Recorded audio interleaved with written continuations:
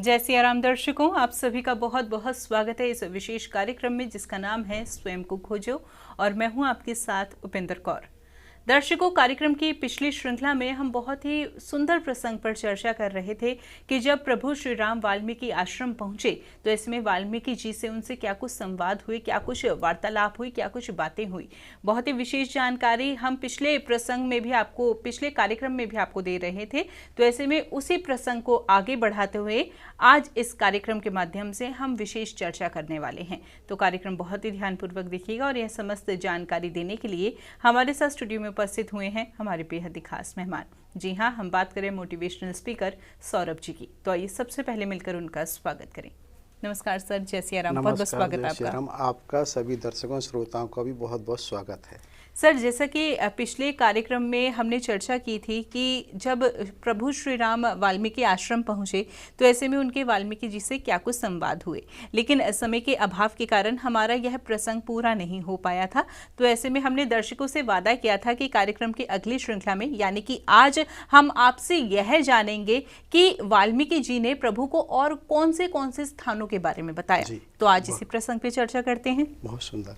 जैसा कि हमने पिछले एपिसोड में ये बात की थी कि जब भगवान राम ने उनसे ये पूछा मुझे कहाँ कहाँ रहना चाहिए, तो उन्होंने उसमें ये बात बताया था कि उनके श्रवण जिनके समुद्र के समान है, उन्होंने नासिका को बताया था, उन्होंने आँख के बारे में बताया, जीभ के बारे में जैसे कि जिनकी हंस दिवाली जीभ है उसी में उन्होंने पूजा और उसका बताया था। जिनको हमने कहा था कि किसी भी तरह से ना काम है ना क्रोध है उसमें ही, तो समय अभाव के कारण रह गया। तो उसी में फिर ये और स्थान भी उन्होंने बताए हैं कि जिनको दूसरे की जो स्त्री है वो माता के समान लगती है और उनका दूसरों का जो धन है वो विष से भी भारी विष के समान लगता है, किंतु उन्हें दूसरों का ऐश्वर्य बहुत प्रिय है, प्रशंसा लगती है। क्योंकि इसमें हम एक बार ये देखते हैं कि जो उन्होंने ऐश्वर्य की बात कही है कि वो क्यों अच्छा लगता है। जैसे हम किसी खेल को भी ये देखते हैं कि अगर हमारी रुचि है और हम नहीं कर पा रहे हैं लेकिन जो उसमें अच्छे से कर पाता है तो हमें बड़ा अच्छा लगता है। शायद इसीलिए हम बहुत सारे खेलों को देखने, क्रिकेट वगैरह में भी जाते हैं, क्योंकि हमें ये लगता है कि भाई ये बहुत अच्छा हुआ। वो हुआ इसीलिए ना कि हमें वो प्रशंसा हमें इसलिए लग रही है कि हम नहीं है लेकिन हमें दूसरे ने कर पाया तो हमें बहुत अच्छा लगता है। यानी कि वो दूसरे के ऐश्वर्य देख के जो प्रशंसा होती है उसमें प्रशंसा, दूसरे की विपत्ति देख के जिनको उनके कष्ट से भी ज़्यादा कष्ट होता है। तो इसमें भी ऐसा हम समझ सकते हैं, बहुत सारे हमने देखा है संत जिनका स्वभाव होता है उन्हें किसी की भी विपत्ति या कष्ट देख के इसलिए कष्ट होता है, जैसे वो सोचते हैं अगर ये इस स्थिति में पड़ा है तो वो उसको समझते हैं उसे कितना कष्ट हो रहा है। जैसे वो सोचते हैं कि संसार की माया मोह ने इसको जकड़ लिया या कहीं इस तरह से वो उन्हें एहसास होता है कि भाई इसकी कितनी विपत्ति है। तो अर्थात ये उनका कहने का है कि जो दूसरे के ऐश्वर्य से प्रसन्न हो और जिनकी विपत्ति को वो और बड़ी विपत्ति मानते हों, आप उनके हृदय में निवास करें, उनके पास वास करें। इसी तरह से वो ये कहते हैं कि जो अवगुण, क्योंकि हमारी प्रकृति सभी की ऐसी है कि 3 गुणों से ही होती है, तो कोई भी व्यक्ति ऐसा नहीं है जिसके अंदर अवगुण ना हो। लेकिन वो कहते हैं जो उनमें से गुणों को छांट लेते हैं, जिनका स्वभाव गुण दोष देखने का अलग तरह से है। जैसे भगवान के काम में अगर हम कहीं उनका ये स्वभाव कर कोई भी काम अच्छा हो गया तो ये कहते हैं ईश्वर की विधान से हो गया, लेकिन गलत हो गया तो वो ये मानते हैं कि ये मेरा प्रारब्ध है। तो जब वो इसको इस तरह से करते हैं, उनकी सोच है, तो आप वहाँ भी वास करें। क्योंकि यहाँ हम ये बात को कहते हैं कि आपने देखा व्यवहार में हम उल्टा करते हैं, कुछ भी गलत हो जाता है तो हमें ऐसा लगता है कि ये ऊपर वाले ने कर दिया। हाँ जी। तो ये सिर्फ मानसिक स्थिति है, समझ है। वास्तव में जो उसके उल्टा करते हैं, उन्होंने ये कहा कि जहाँ उनको ऐसा लगता है कि जो अच्छा हुआ है ईश्वर के विधान के, ईश्वर के कारण हुआ है, तो वो ईश्वर के गुण दोष इस तरह से दिखता है कि ईश्वर का गुण है, और जो गलत हुआ है वो उसके कारण हुआ है, उसका प्रारब्ध ऐसा होना था। तो वहाँ भी आप वास करें। उसी में वो ये भी बताते हैं कि जिनको किसी जाति पंथी धर्म किसी भी से वो नहीं। जैसे कई बार हमें एक गुमान होता है कि हम इस जाति से हैं, पंक्ति से ये होता था कि वर्तमान में भी हम व्यवस्थाएं देखते हैं ना कि जैसे कहीं भी कोई योजना, कहीं मान लो मुख्यमंत्री प्रधानमंत्री आ रहे होते हैं तो एक हर जगह की एक व्यवस्था होती है, आगे पंक्ति में ये बैठेंगे, पीछे ये बैठेंगे, तो एक कहीं ना कहीं क्रमबद्धता होती है। तो उनको ये कि किसी को इसका भी भान नहीं है, ये पहले हमेशा था, है और आगे भी रहेगा व्यवस्था के हिसाब से कि किसको कहाँ बैठना है। तो ना उन्हें जाति का है, ना पंक्ति का है, ना किसी अन्य उसका ये गुमान है, ना ही उन्हें किसी उससे है कि स्वर्ग से, नरक से, मोक्ष से, और उन्हें किसी उससे नहीं, वो सबसे अलग हो चुके हैं, उनका भी वहाँ आप वास करें।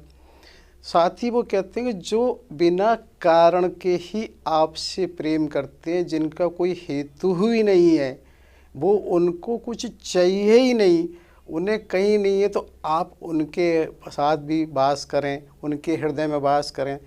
होता क्या है, यहाँ भिन्न भिन्न स्थितियों में वैसे उन्होंने अलग अलग इस तरह से कहा है, कभी उर कहा है, कभी हृदय कहा है, कभी उसको कहा है, और कहीं कहीं उन्होंने ये शायद अनुज पत्नी सहित वास करें, कहीं ऐसे भी कहा आप वास करें। लेकिन सब कुछ उन्होंने देखिए इतने तार्किक कहा। और यहाँ एक चीज़ जो महत्वपूर्ण है वो ये हो जाती है कि जो सारी स्थिति कहीं हैं वो मानसिक हैं। कहीं उन्होंने ये नहीं कहा कि जो बहुत सुंदर है कि वहाँ वास करें, कि जो बहुत ज़्यादा बाचाल है वो करें। तो अर्थात ये जो मानसिक स्थितियाँ हैं ये किसी न किसी कारण से होती हैं, अकारण नहीं होती हैं। तो ये व्यक्ति किसी साधन संपन्न बहुत प्रयास करता है तब भी मुश्किल होता है, ये किसी की अहेतु कृपा हो जाती, किसी संत की, किसी उसकी, तभी सुलभ हो पाता है। लेकिन ये ज़रूर है कि जिसको एक बार ये स्वाद लग जाएगा वो देर और सवेर उनको अनुभूत ज़रूर कर सकता है, ऐसा संतों ने बराबर कहा है। तो वहाँ जब इस तरह से वो गिनाते जा रहे हैं महर्षि, प्रभु उसको मंद मंद मुस्कुराते हुए सुनते जा रहे हैं, तो करते जा रहे हैं। क्योंकि यह चीज़ देखने की है ना कि व्यवहारिक तौर से उन्होंने पूछा है, तो ऐसा तो है नहीं उन्हें नहीं पता। लेकिन ये बात ये है कि हम ये कहते हैं पूछना भी एक आस है, हम किसी को जोड़ना होता है। आजकल हम प्राय ये देखते हैं परिवारों में भी क्या पूछना, क्या बताना। कहीं कहीं ये देखा गया है कि एक सम्मान देने के लिए भी अक्सर ये पूछा जाता है, या उसको जोड़ने के लिए। कहीं हमने ऐसी संस्कृति भी देखी है कि बहुएं भी सास को से भी पूछ के माता ये कर लें, ऐसा कर लें, वैसा कर लें। तो वो सिर्फ कारण ऐसा है कि उनको जोड़ना, कि हम जैसे किसी को अलग कर देना, इसमें क्या पूछना, रोज़ का काम है इसमें। लेकिन नहीं, वो जोड़ना है हमें किसी को, या किसी को सम्मान देना है। तो उसका ये आशय सिर्फ ये होता है कि अगर कहीं कोई चीज़ गलत भी हो जाए तो इसे हम अपने ऊपर ले लेंगे, अच्छी हो जाए तो उसे सम्मान दे देंगे, भाई तुम्हारी वजह से हो गया।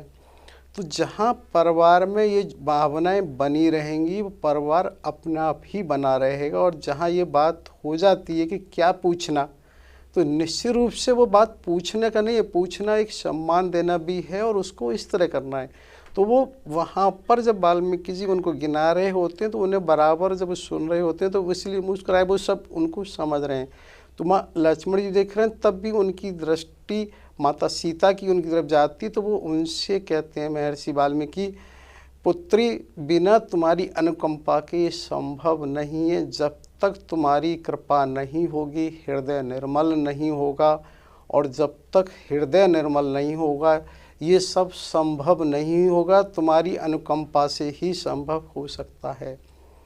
तो वहाँ फिर ये बात आती है, जब इस तरह से होती है तो फिर उन्होंने कहा अच्छा अब एक काम करता हूँ कि तुमने जिस भाव से पूछा है अब मैं उस भाव से ये बताता हूँ कि आपको कहाँ वास करना चाहिए, क्योंकि मैं ये समझ रहा हूँ कि यहाँ तुम नहीं रह सकते हो ठीक से तुम्हें। तो उन्होंने कहा कि यहाँ से कुछ आगे एक चित्रकूट है, आप चित्रकूट पर वास करिए, और वहाँ चित्रकूट पर बहुत हर चीज़ वो सुपास है जिसकी होना चाहिए कि वहाँ एक अच्छे अच्छे वन हैं, कंदमूल फल हैं, और वहाँ आप रहें। और वहाँ पर ये कहते हैं एक पवित्र नदी भी है। पवित्र नदी के बारे में जब वो बताते हैं कि वो जो मंदाकिनी जी हैं वो इसलिए हैं कि जो उनका प्राकट्य के बारे में बताते हैं, तो वो वहाँ उसकी भी साथ साथ चर्चा करते हैं अत्रि ऋषि और अनसुईया जी की। तो वो अत्रि का मतलब ही है कि जो त्रि से तृणातीत से अलग हो, वो अत्रि है। अनुसूया जहाँ पे कुछ भी असूया है ही नहीं, क्योंकि अन शब्द के बारे में पहले भी कहा था कि ऐसा लगता है कि शायद हिंदी से ही इंग्लिश में गया। जैसे अननोन होता है ना, तो अननोन में उसको जब हिंदी करते हैं तो वो अनजान हो जाता है, तो अन ही रहता है। तो ये देखने में आता है कि हर शब्द का भी इतिहास जरूर रहा होता है। तो वो वहाँ माता अनसुईया और उनके बारे में जिक्र करते हैं कि एक बार वहाँ किस तरह से अकाल पड़ा, जिससे महर्षि अत्रि जी ने सबको देख के, क्योंकि संतों की ये स्थिति होती है जब किसी का कष्ट होता है तो वो सोचते हैं हम क्या कर सकते हैं, तो वहाँ उन्होंने एक समाधि लगाई है। और जब ये बताते हैं करीब 54 वर्ष की समाधि के बाद जब उन्होंने नेत्र खोले हैं, तो जैसा कि उनकी समाधि होती है, उनकी पत्नी माता अनसुईया उनकी सेवा में बराबर वहाँ रहती है, क्योंकि वो भी अपने आप में विलक्षण नारी हैं। पहले भी बताया था, शायद आगे फिर होगी कभी, कि वही नारी हैं जिनके पास ब्रह्मा विष्णु महेश भी उनकी परीक्षा लेने और बाल शिशु के रूप में रहे होते हैं। तो वो बहुत विलक्षण नारी हैं। तो वहाँ वो उनके सानिध्य में वहाँ रहती हैं आश्रम में। तो जब उनकी समाधि भंग होती है तो वो जल की इच्छा व्यक्त करते हैं, तो वो कमंडल लेके जाती हैं और वो ये सोचती हैं कि मैं कहाँ जाऊँ, क्योंकि जब वो समाधिस्थ होते हैं तो ये प्राय होता है कि जैसी आप साधना करते हैं तो देवता और वो सब आते हैं, तो उनकी साधना के कारण ही वहाँ देवताएं आए हैं, माता गंगा और शिव जी भी आए हैं, कि अन्य लोग चले गए हैं लेकिन माता गंगा वहाँ रहती हैं। और ऐसा भी आता है कि जब वो पूछती हैं भाई क्या चाहिए, तो उन्होंने जल की इच्छा करी, तो उन्होंने ये कहा है अच्छा एक काम करते हो, एक गड्ढा खोदो, और वो उसमें प्राकट्य हो जाती हैं माता गंगा। तो माता अनसुईया उनसे कह के जाती हैं तुम अभी रुकना, मेरे स्वामी आएंगे। वो जल ले के जब जाती हैं, तो जब उस दिव्य जल को पीते हैं महर्षि अत्रि, तो वो पूछते हैं भाई ये कहाँ से कैसे लाए हो। तो दिव्य जल इसलिए होता है कि हम इसको ऐसे समझ सकते हैं जैसे कि ग्लूकोज भी एक जल है, लेकिन ग्लूकोज को जब हम देखते हैं तो वो हमें कितनी हमारी जो शरीर की सारी आवश्यकताएं उनको पूरी करता है। ऐसे ही हमारे यहाँ जो गंगा जल है वो साक्षात एक दिव्य जल है जो हमारी शारीरिक मानसिक और हर तरह की पूर्ति करता है।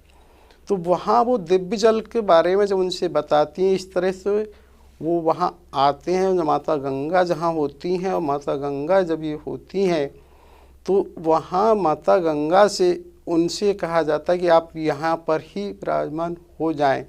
तो उन्होंने ये कहा भाई ठीक है, एक काम करना कि आप अपनी 1 वर्ष की माता पार्वती और शंकर की वो जो तपस्या है, जो समाधि, जो आपकी साधना है, उसका फल हमें दे दें, और वो वहाँ पर रुक जाती हैं। तो ये बताने का ये था कि हर चीज़ का प्राकट्य कहीं ना कहीं किसी तरह से होता है। जो मंदाकिनी नदी हैं उनका प्राकट्य इस तरह होता है, वो पवित्र नदी है, एक साधना की वजह से होता है। तो वो वहाँ उनको इस तरह से ये बता रहे होते हैं कि भाई तुमको यदि रहना है तो चित्रकूट में जाके रह सकते हैं। तो चित्रकूट में वहाँ जब वो जाते हैं तो वो जैसे जैसे वाल्मीकि से ये देखते हैं उसकी सुंदरता बढ़ जाती है, क्योंकि वास्तव में तो जो संगम के बाद यमुना पार करते हैं वैसे वैसे ना उनकी वनों की सघनता बढ़ती जाती है। तो और चित्रकूट के जब करीब जाते हैं तो वो ये क्या देखते हैं कि जैसे जैसे जा रहे हैं कि वो गाँव एक तरह से छोटे छोटे और उस तरह से हो जाते हैं कि वहाँ पर लोग भी कम और बहुत सादा ही वनवासी मिलते हैं उन्हें। जैसे जैसे वो चित्रकूट की यात्रा पर जाते हैं, हमने बताया, वैसे वैसे वन की एक सघनता बढ़ती जाती है। जो अभी तक ग्राम पड़ते थे, ग्रामवासी होते थे, वो धीरे धीरे से परिवर्तित वनवासी के रूप में होते जा रहे हैं। तो वो वनवासी से ये तात्पर्य जिनकी जीवन शैली वन पर ही निर्भर होती है। वास्तविकता तो ये है कि वन में हमारी आवश्यकता का सब कुछ होता है।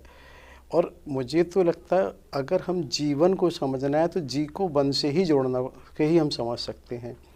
जी को हम चाहे मन कहें, हृदय कहें, मस्तिष्क कहें, और उसको वन ये कह दें कि जहाँ पर हर तरह का मनोरम वो होता है, क्योंकि वहाँ प्रकृति है।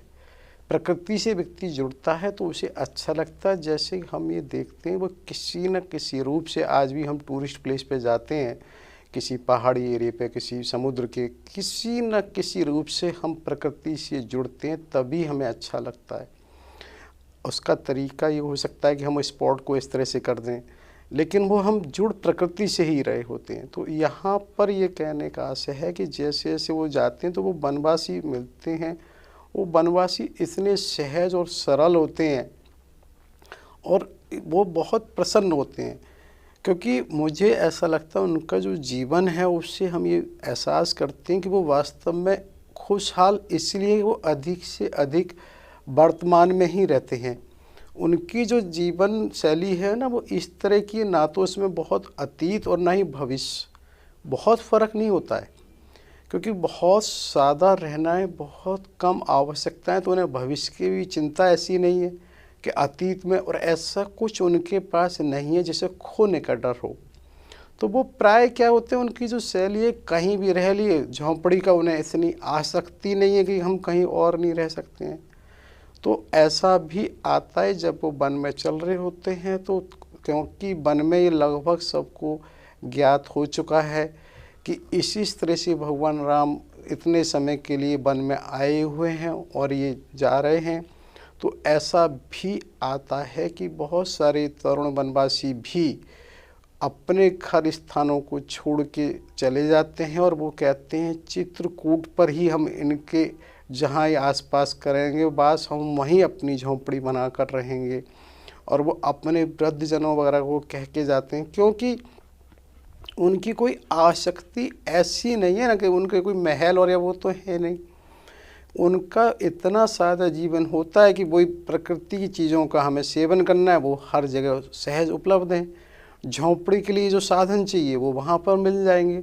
तो हमें ऐसा कुछ है नहीं, हमें तो इतना सानिध्य इनका मिल रहा है, तो वो कैसे छोड़ा जाए। उस आकर्षण को नहीं छोड़ते हैं और वो उनके हिसाब से वहाँ जाते हैं। और ऐसा रास्ते में बताते हैं कि जो जो उन्हें देखेगा तो उनका निश्चित रूप से एक अद्भुत आकर्षण के साथ साथ क्या उनका वर्णन रहा होगा कि हम तो ये सोचते हैं कि जहाँ ये बार बार कहा जा रहा कि जितने मुनि जतन कराते हैं तब भी उनको एक झलक नहीं मिल पाती है, और साक्षात जिनको वहाँ दर्शन हो रहे हैं तो निश्चित रूप से वो सौभाग्य ही है उनका। और शायद सौभाग्य इसलिए ही है कि वो इतने सहज और सरल हैं, क्योंकि ईश्वर को कुछ और चाहिए ही नहीं। उसको तो सिर्फ ये जो भी सहज सरल और निर्मल है वो वहाँ वो सहज है। तो उसी चीज़ को जब वो जा रहे होते हैं तो वहाँ ये होते हैं जो बड़ी साधारण महिला भी होती हैं, क्योंकि वस्त्र भी बताते हैं बहुत ज़्यादा ऐसे नहीं होते हैं, क्योंकि जो पुरुष वर्ग है वो भी कहीं एक लंगोट टाइप रज्जू रस्सी से उन्होंने बांध रखा होता है, वो भी एक साड़ी के रूप से इस तरह से होती हैं। तो बहुत सादा जीवन होने से बहुत उसमें रहते हैं वो। तो इवन वो महिलाएं बताते हैं, कहीं इस तरह से भी चर्चा करती हैं कि माता जानकी के करीब आके भाई तुम्हारे कौन हैं, क्योंकि वो बहुत सादा हैं तो उन्हें कोई संकोच इस तरह नहीं, तो वो भी बड़े उससे देती हैं कि जो गौर वर्ण के हैं वो मेरे देवर हैं। तो उसको जब ये बता रही होती है शिक्षा, तो वो बच्चे भी आते हैं, तो बच्चे भी जब पास में आते हैं तो ऐसा भी कहा जाता है कि वो भी वैसे कोई कंदमूल फल दिया जाता है तो लेने में वो झिझकते हैं, नहीं लेते हैं। तो ये बताने का सिर्फ ये आशय है कि जब वो उस यात्रा में चल रहे होते हैं तो वहाँ पर ये उस मनोरम को देख के सब लोग बड़े प्रसन्न हो रहे होते हैं, क्योंकि एक तो वन का वातावरण और उसमें भी ये माना गया है कि भाई जो परम सत्ता है उसके लिए उसके हिसाब से अनुकूल चीज़ें हो ही जाती हैं। क्योंकि हम भी व्यवहार में देखते हैं कभी कभी एक मौसम में परिवर्तन आता है, तो वो कोई ना कोई कारण होता है, किसी की स्वागत किसी की उसकी वजह से परिवर्तन होता है। जैसे कहते हैं ना कि कहीं धूप कहीं छाया राम यही तेरी माया। तो इस वो किस कारण से क्या हो रहा है, तो ऐसे ही वहाँ सौहार्द इतना बढ़िया वातावरण बताते हैं जिसमें वो चल रहे हैं, क्योंकि वहाँ पर साक्षात प्रभु हैं और माता जानकी भी हैं जिनके लिए ऐसा होता है। लेकिन जब भी प्रभु कहते हैं कि नहीं फिर भी वन इतने भी सुखद नहीं होते हैं, वहाँ के कष्ट भी बड़े वो होते हैं, तब भी एक साथ माता जानकी के मुंह से एकदम शीतकार निकलती है। शीतकार मतलब होता है एक तरह से शी करके हम बोलते हैं, तो हल्का सा क्या होता है उनके पैर में कांटा लग जाता है, तो पैर को ऐसे उठाती हैं तो तुरंत लक्ष्मण जी वहाँ बैठ के उनका कांटा निकाल कर एक किसी पत्ते को वहाँ रगड़ते हैं तो तुरंत उससे वो उनका ठीक हो जाता है, उन्हें आभास ही नहीं होता है।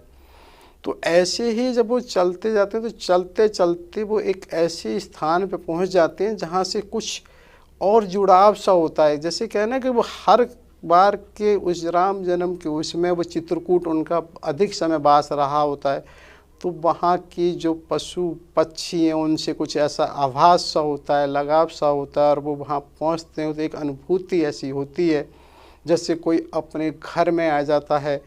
तो वहाँ उस स्थान पर पहुँच के बराबर उन्हें होती है। तो वहीं पर प्रभु राम एक स्थान का ऐसे कहीं कोई चुनाव करते हैं कि जिसके पीछे कोई नदी बह रही होती है, भाई एक ऊंचा सा स्थान के बारिश का पानी आराम से हो जाए। तो वो वहाँ पर ये कहते हैं हम यहाँ अपनी पर्ण कुटीर बनाएंगे।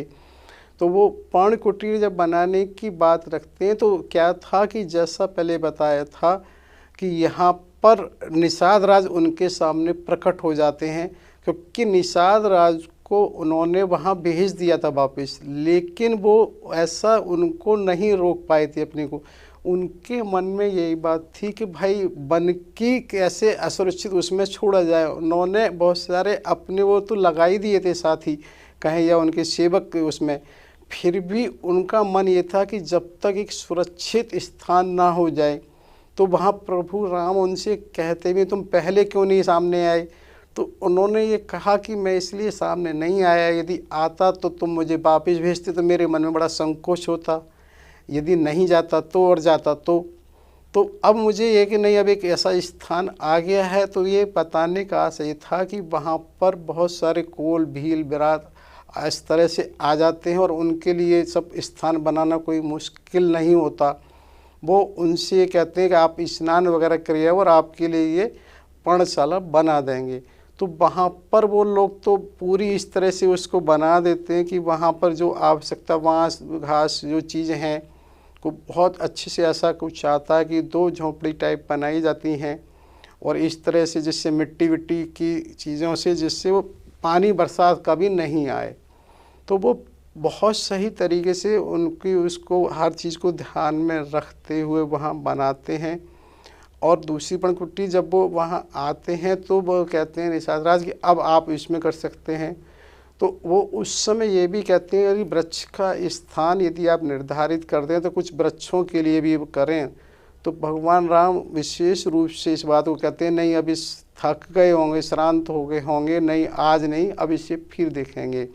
तो उसी में जब ये बात आती है कि इधर माता सीता ही अनुभूत करती हैं, जो मृग हैं, जो इस तरह से खरगोश हैं, बहुत जो वहाँ के कहना चाहिए जो भी पशु पक्षी हैं वो सब ही वहाँ आते हैं और धीरे धीरे वो इस तरह से उनसे जुड़ जाते हैं, क्योंकि जो मृग हैं वो अपनी शैली से आते हैं। और यहाँ सबसे बड़ी बात ये है कि जो भी जिस सेवा से कर सकता है तो वहाँ ये बराबर आता है कि जो बानर भी हैं या जो लंगूर हैं, भील हैं, वो इस तरह से मधु के छत्ते टाइप वहाँ बराबर लाते हैं।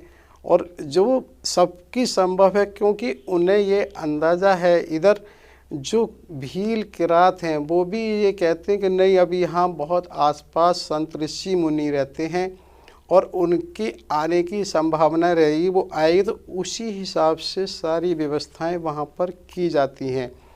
और ये उसी व्यवस्था में क्योंकि धीरे धीरे ऐसा हो जाता है माता जानकी का कि सबसे ऐसा लगाव सा कि उन्हें ये लगता ही नहीं, वो कहती है मैं तो एक साम्राज्ञी हो गई हूँ, मैं तो खुद यहाँ की हो गई हूँ, क्योंकि वो एक जैसे प्रजा के बीच में रहते हैं उसी तरीके से वहाँ एक रहना सहना हो जाता है। क्योंकि वहाँ की जब रहने सहने में ये भी आता है कि आपस में कई बार ना पशुओं का ये रहता है कि जैसे कि किसी ने क्या किया है कि एक दूसरे की शिकायत के तौर पर भी इस तरह से वो करते हैं, इसने ऐसा कर दिया।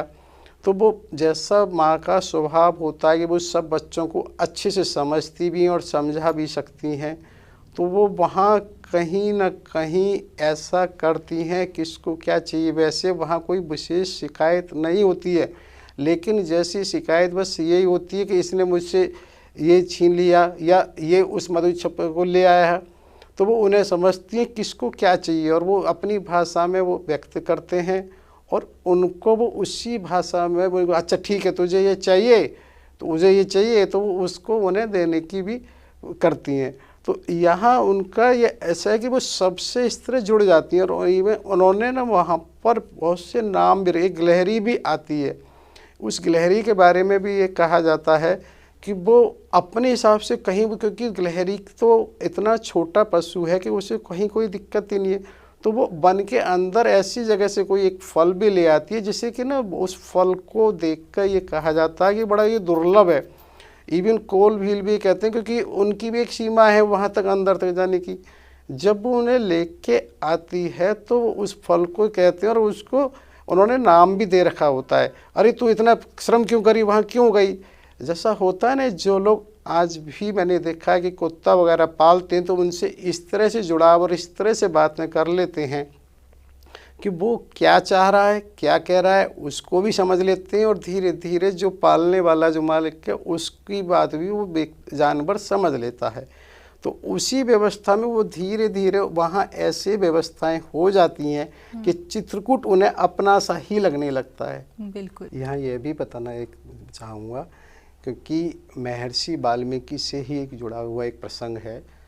महर्षि वाल्मीकि, क्योंकि आनंद रामायण के सारखंड में भी आता है, एक बार कल्याण के अंक में भी आया था कि उन्होंने एक ग्रंथ की रचना की जो बहुत विशिष्ट था। 100 करोड़ श्लोक उसमें बताते हैं, और हर श्लोक में 16 अक्षर हुआ करती थी। तो उसमें ये बताने का है, जब कोई चीज़ विशेष होती है तो जैसा सबकी इच्छा होती है कि उसको हम कब जाए या हमें मिलनी चाहिए, तो उस समय ऐसा बताते हैं कि उसमें देवता और सब ने उसे ललायित रहा। तो उस समय भगवान ने उसका बंटवारा इस तरह से किया कि 100 करोड़ को 3 हिस्सों में कर दिया, तो 33 करोड़ 33 लाख 33,333 एक एक के हिस्से में आ गए।